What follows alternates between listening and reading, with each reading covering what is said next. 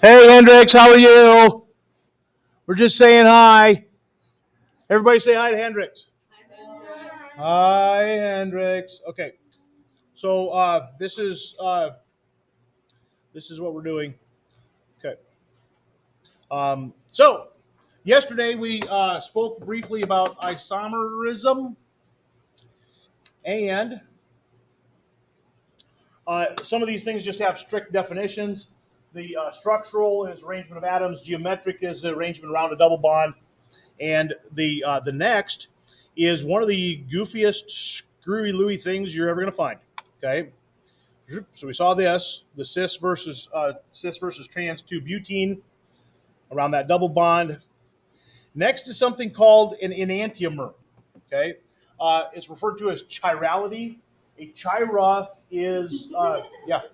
So I don't know why that's funny, but a chira is two molecules that are quite similar, and yet they're not.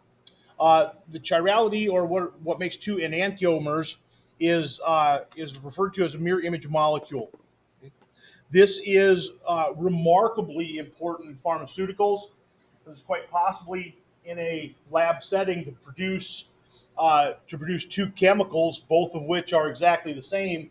However, if they have an enantiomer, if they have a chirality to them, one of those, remember, shape of macromolecule determines its function. One of those enantiomers, one of those mirror images, will work for whatever pharmaceutical effect they're trying to get. The other one might not.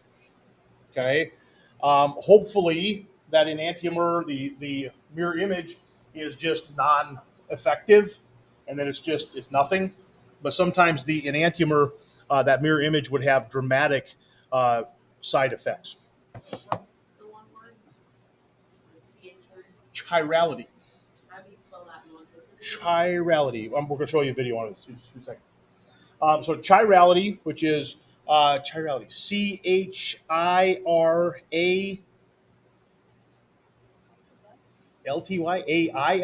Chiralty, chirality.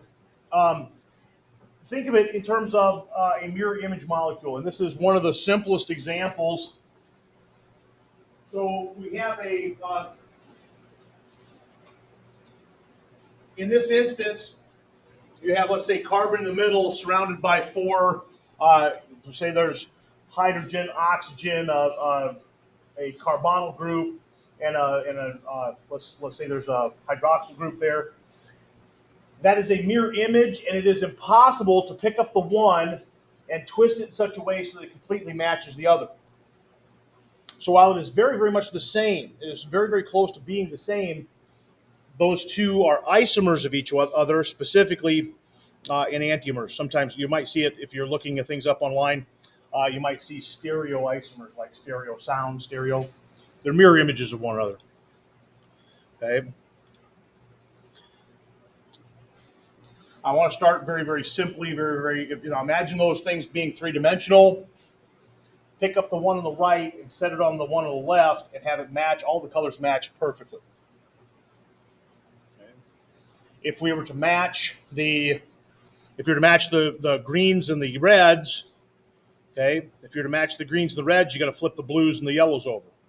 If you're matched easily, it looks like you can easily match the blues and the yellows. Okay, the green, you pick that up, the green comes over here. Pick that up, the red comes over here. Remember, these are three-dimensional. This would be a tetrahedral shape. Okay. And each of these has slightly different properties. One of the easiest ways to remember this, your hands are enantiomers. Okay.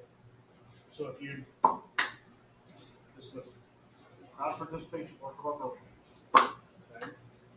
Now, if you look at those, they're definitely mirror images of one another. If I look at them like that, they're perfectly matched. Okay. But if you were to match them both palm up, how can you do that in such a way that? Well, I got this here. I got it. I got this. You can't do it. Okay. There was a situation. Oh, it was back in the